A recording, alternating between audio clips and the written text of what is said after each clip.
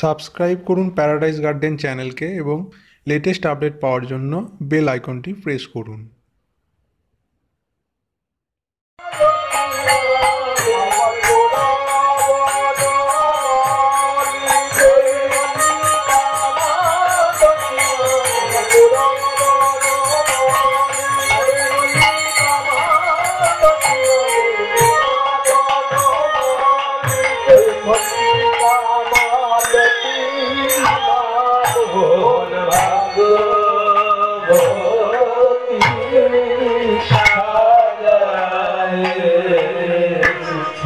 বুঝে নিন, গৌরাঙ্গ মহাপ্রভুকে দেখতে কেমন তা বলা হচ্ছে। সংস্কৃত বলে ভয় পাবার কিছু নেই। সংস্কৃত ভারতবর্ষের আদি ভাষা। সংস্কৃত জিনিসটা যদি কেউ ঠিক ঠিক না জানে, তাহলে ভারতবর্ষের মূল সংস্কৃতির সঙ্গে তার পরিচয়টা নিবিড় হবে না। ভারতের সংস্কৃতি ভালো করে বুঝতে গেলে সংস্কৃতকে বুঝতে হবে। মধুকর রঞ্জিত মালতি মণ্ডিত জিত ঘন কুঞ্চিত কেশম। শোনো মা, গৌরাঙ্গ মহাপ্রভুর মাথা যে চুল কেশরাশি, তার বর্ণনা দেওয়া হচ্ছে। এই গোটা শব্দটা কিন্তু অনেকগুলো শব্দ মিলে একটা শব্দ। অনেকগুলো শব্দ মিলে যদি একটা শব্দ হয় তাকে কি শব্দ বলে?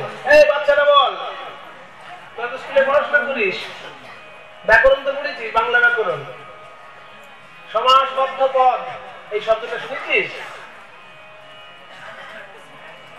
পদ কাকে বলে আর শব্দ কাকে বলে? কয়েকটি অক্ষর মিলে যে অক্ষরের সমষ্টি গঠিত হয় তাকে বলে শব্দ। আর শব্দ যখন বাক্যে ব্যবহৃত হয় তখন তাকে বলে পদ। যেমন আমি জল খাই, জল একটা শব্দ, কিন্তু যখনই বলা হবে আমি জল খাই তখন জলটা হচ্ছে একটা পদ। শুধু শুধু জল হলে সেটা শব্দ, কিন্তু জলটা যখন বাক্যের মধ্যে ব্যবহার হলো, আমি জল খাই। কি খাই প্রশ্ন আসছে? খাইটা ক্রিয়া, আমিটা কর্তা, আর কি খাই? জল খাই, জলটা কর্ম। তাহলে পদ কাকে বলবো? শব্দ যখন বাক্যে ব্যবহৃত হয় তখন সেই শব্দকে বলে পদ। আর অনেকগুলো শব্দ মিলে যখন একটা বড় শব্দ তৈরি হয় তাকে বলে সমাসবদ্ধ পদ। যেমন একটা বড় বাস, সেটা এক বগির গাড়ি, আর একটা বড় ট্রেন অনেকগুলো বগির গাড়ি। একটা বগিতেও গাড়ি হয় তার নাম বাস, আর অনেকগুলো বগিতেও গাড়ি হয় তার নাম ট্রেন। ঠিক তেমনি একটা শব্দ পদ হয়, অনেকগুলো শব্দ মিলেও একটা বড় শব্দ তৈরি হতে পারে বাক্যে, তাকে বলে সমাসবদ্ধ পদ। এই মধুকর রঞ্জিত মালতি মণ্ডিত জিত ঘন কুঞ্চিত কেশম, গোটাটা একটা, অনেকগুলো শব্দ মিলে একটা শব্দ। ব্যাখ্যাটা করতে গেলে পেছন দিক থেকে শুরু করতে হবে। সবার শেষে যে শব্দটা আছে ওইখান থেকে ব্যাখ্যা শুরু করতে হবে। সবার শেষে কোন শব্দটা আছে? মধুকর রঞ্জিত মালতি মণ্ডিত জিত ঘন কুঞ্চিত কেশম। ওই কেশম থেকে ব্যাখ্যা শুরু হবে। কেশম, গৌরহরির কেশরাশি। গৌরহরির কেশরাশি কেমন না? কুঞ্চিত কেশম, কোঁকড়ানো চুল। কোঁকড়ানো চুলটি কেমন? জিত ঘন কুঞ্চিত কেশম। জিত মানে জয় করেছে, ঘন মানে মেঘ, মেঘের কালো বর্ণকে যেন জয় করেছে, এমন কোঁকড়ানো চুল গৌর। জিত ঘন কুঞ্চিত কেশম কেমন না? মালতি মণ্ডিত। মালতী ফুলের মালা দিয়ে একটা ঝুঁটি বাঁধা আছে। মালতী ফুলের ঝুঁটিটি কেমন না? মধুকর রঞ্জিত। সেই মালতী ফুলের ঝুঁটির চারিদিকে ভ্রমর উড়ছে। মধুকর মানে ভ্রমর, ভ্রমর উড়ছে। তাহলে এবার দেখুন শব্দটা পরিষ্কার হবে আপনাদের কাছে। মধুকর রঞ্জিত মালতী, মালতী ফুলের মালার ঝুঁটি। মধুকর রঞ্জিত মালতি মণ্ডিত জিত ঘন কুঞ্চিত কেশম। এবার বলছে কেশরাশির বর্ণনা হলো, কেশের ঠিক নিচে কি আছে? কপাল। কপালে কি আছে? সুন্দর একটি তিলক। এবার তিলকটা কেমন তার বর্ণনা। তিলক বিনিন্দিত শশধর রূপক তিলক বিনিন্দিত শশধর রূপক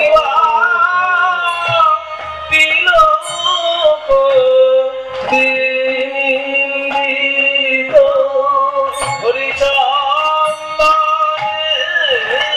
সাজায়েছে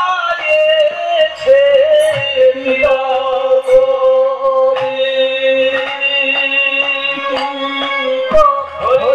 হরিচন্দনে সাজায়েছে গোরার হরিমলা বদন খানি চন্দনে সাজায়েছে গোরার হরিমলা বদন খানি চন্দনে সাজায়েছে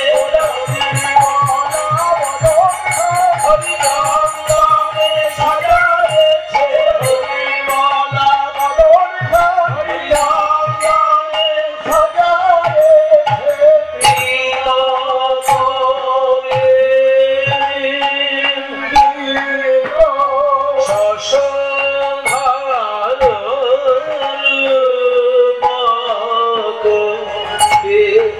যুবতী মনোহর বেশ মনোহর বেশ তিলক বিনিন্দিত শশধর গৌরাঙ্গ মহাপ্রভুর তিলকটা যেন আকাশের চাঁদকে নিন্দে করছে। ও মা, গৌরাঙ্গ মহাপ্রভুর কপালে যে তিলক সেটা যেন আকাশের চাঁদকে নিন্দে করছে। বলে আকাশের চাঁদকে নিন্দে করবে কেন গৌরাঙ্গের তিলক? হ্যাঁ, চাঁদকে নিন্দে করবে কেন? বলে তিলক ডেকে ডেকে বলছে, ওরে চাঁদ দেখে যা, দেখে যা, আমার গৌরাঙ্গ মহাপ্রভুর কপালে যে তিলক সেটা একটা চন্দনের দাগ ছাড়া কিছু তো নয়। আর ওরে চাঁদ, তোর সারা গায়ে দাগ রয়েছে। চাঁদের গায়ে দাগ পড়ে চাঁদ হয়ে গেল কলঙ্কিত, আর গৌরাঙ্গের কপালে তিলকের দাগ পড়ে গৌরাঙ্গের বদন হয়ে গেল অলঙ্কৃত। তাহলে যারা বুদ্ধিমান লোক তারা কি কলঙ্কিত চাঁদ দেখবে না অলঙ্কৃত চাঁদ দেখবে? কলঙ্কিত চাঁদ না অলঙ্কৃত চাঁদ, কোনটা দেখবেন? অলঙ্কৃতটাই আমরা দেখব। তাই বলতে আকাশের চাঁদকে যেন নিন্দে করছে গৌরাঙ্গের তিলক, যে আমি তো একটা দাগ ছাড়া কিছু নয়, কিন্তু গৌরাঙ্গের কপালে এই তিলকের দাগ যেন মদনকে অলঙ্কৃত করে দিয়েছে, আর ওই চাঁদের গায়ে কালো কালো ছোট ছোট দাগ চাঁদকে কলঙ্কিত করে দিয়েছে। তিলক বিনিন্দিত শশধর রূপক যুবতী মনোহর বেশ। দাঁড়াও বাবা কীর্তনিয়া, এই যুবতী মনোহর বেশম শব্দটা ঠিক বুঝলাম না। ভালো, যারা রসিক শ্রোতা তারা প্রত্যেকটা জিনিস ভেঙে বুঝতে চায়, আর যারা সাধারণ শ্রোতা হলো হলো না হলো হলো, কিন্তু যারা রসজ্ঞ প্রত্যেকটা জিনিস ভেঙে বুঝতে চায়। যুবতী মনোহর বেশম কেন, হঠাৎ যুবতী চলে এলো কেন? গৌরাঙ্গের রূপ বর্ণনা হচ্ছে। বলে শুনুন মা, যুবতী মনোহর বেশম শব্দটার অর্থ কি? এর গভীর অর্থ আছে। এখানে যুবতী মানে শুধু নারী নয়, এখানে যুবতী মানে অল্প বয়স্ক নারী নয়। তাহলে কি? এখানে যুবতী বলতে প্রকৃতিকে বোঝা হচ্ছে। এখানে যুবতী বলতে গোটা প্রকৃতিকে বোঝানো হচ্ছে। গোটা প্রকৃতি সমস্ত কিছু যেন গৌরাঙ্গ মহাপ্রভুর রূপ দেখে ভুলে যায়। আর যদি যুবতী মানে যুবতী ধরেন, সেখানেও কিছু ভুল নয়। যুবতী ভুলিবে না কেন, যুবতী ভুলিবে না কেন। দেখো দেখো কত পুরুষ কাঁদিতেছে ওই গোরা রূপে নয়ন দিয়ে। কত পুরুষ কাঁদিতেছে গোরা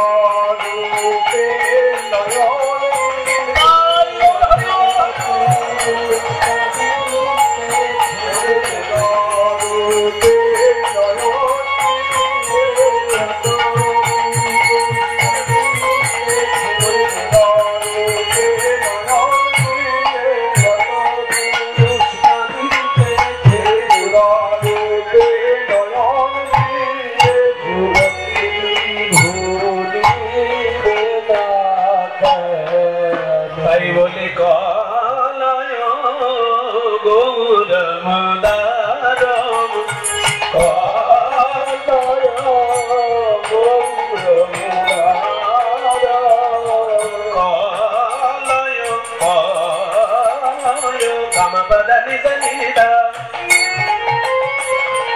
হ্যাঁ, পরিষ্কার নোট চাই। গমা পাদা নিদা নিদা।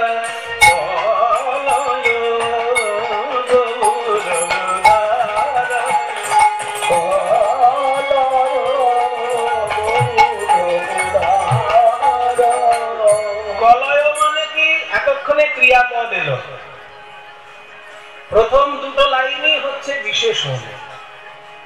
ক্রিয়াপদ যতক্ষণ না আসে বাক্য সম্পূর্ণ হয় না। এই যে পদটা, তার প্রথম লাইনও একটা বিশেষণ, দ্বিতীয় লাইনও একটা বিশেষণ। প্রথম লাইনটা কি? মধুকর রঞ্জিত মালতি মণ্ডিত জিতঘন কুঞ্চিত কেশম।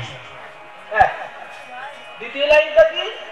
তিলক বিনিন্দিত শশধর রূপক যুবতী মনোহর বেশম। দুটোই কিন্তু বিশেষণ, এখনো বিশেষ্য বলা হয়। তাহলে বিশেষ্যটাকে ওই যে গৌরম, গৌরটা হচ্ছে কিনা বিশেষ্য। গৌরকে দেখে নাও, কলয় মানে দেখে নাও, কলয় গৌরম। গৌর সুন্দরকে দেখে নাও। গৌর কেমন? না উদারম। উদার বলবো না তো কি বলবো? ওই যে বললাম বিয়ের সময় আশীর্বাদে যে সোনার চেন পেয়েছেন, বিক্রিকে দেবেন, কিন্তু গৌরাঙ্গ মহাপ্রভু দিয়েছেন।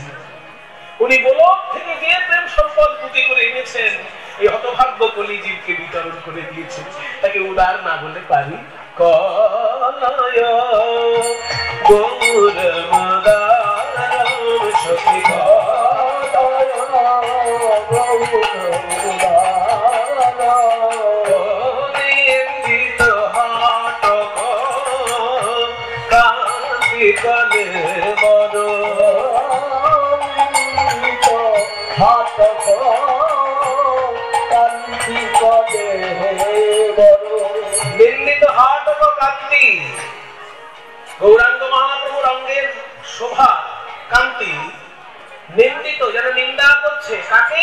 হাটক, সোনাকে।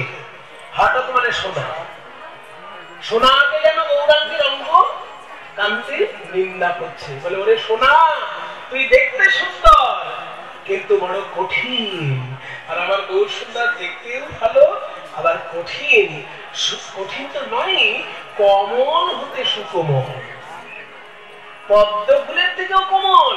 শুধু তাই নয়, সোনা হচ্ছে একটা নিরস ধাতু। আর আমার গৌরাঙ্গের সর্বঙ্গে ভাবে রসে মাখাবে।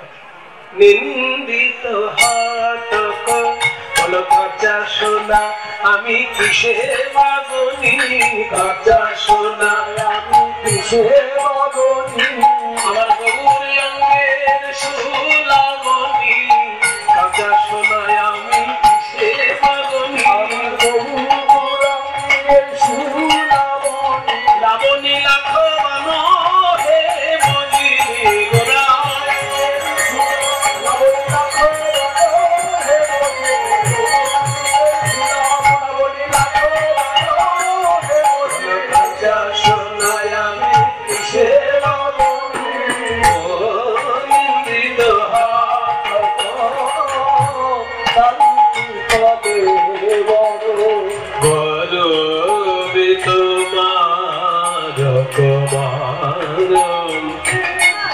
গর্বিত, গর্বিত মানে অহংকারী। মারক, অহংকারী কামদেব। দেবতাদের মধ্যে সবথেকে সুন্দর দেখতে বলে কামদেবের একটা অহংকার আছে, কিন্তু সেই অহংকার তার চূর্ণ হয়ে গেল ওই গৌর রূপের নয়ন দিয়ে। গর্বিত মারক মারক, গর্বিত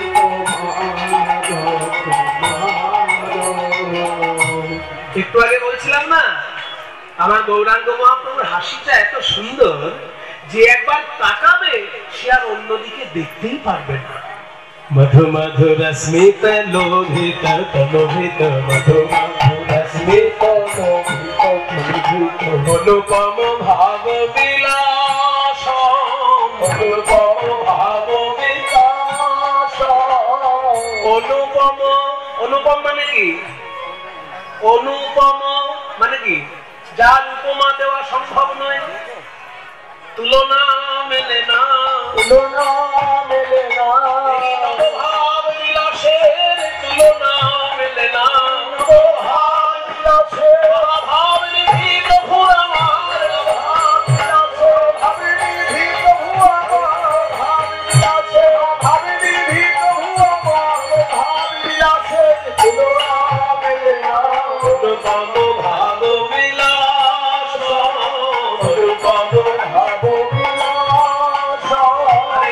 নবরাগ বিমোহিত মানস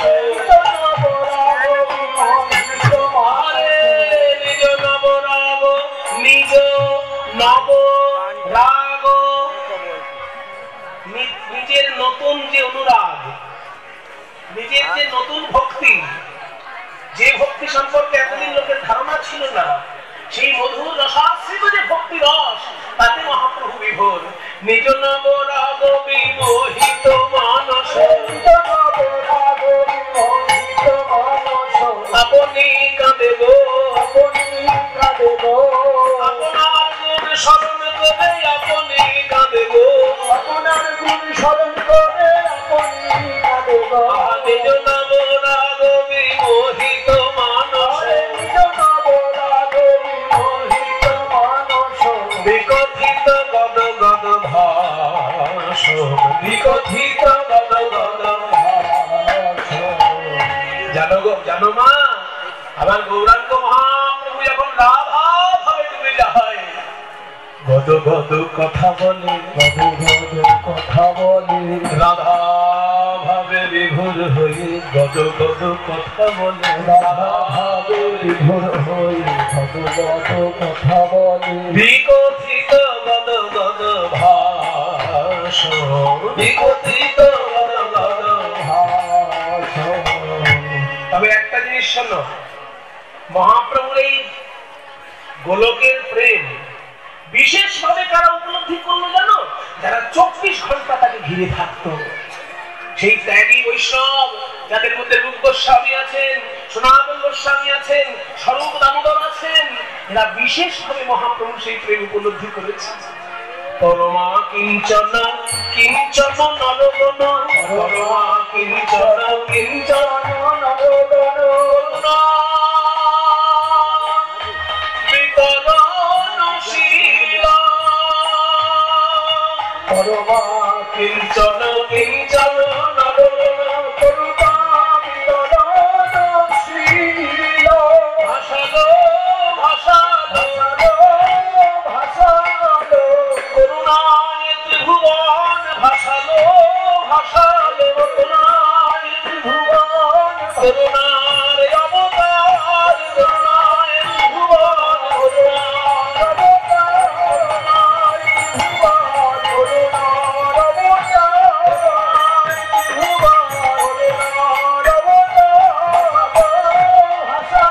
করুণা বিতরণশীল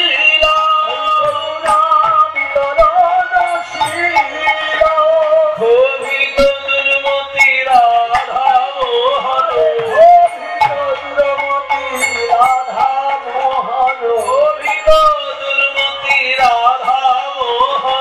ক্ষোভিত দুর্মতি রাধা মোহন। যখনই কোন পদকর্তার নাম বলা হবে গানের মধ্যে, বৈষ্ণব জগতের নিয়ম, পদকর্তার নাম শুনলেই কিন্তু হাত জোড় করে প্রণাম করতে হবে। ও মায়েরা, তো আওয়াজ কেন সামনে?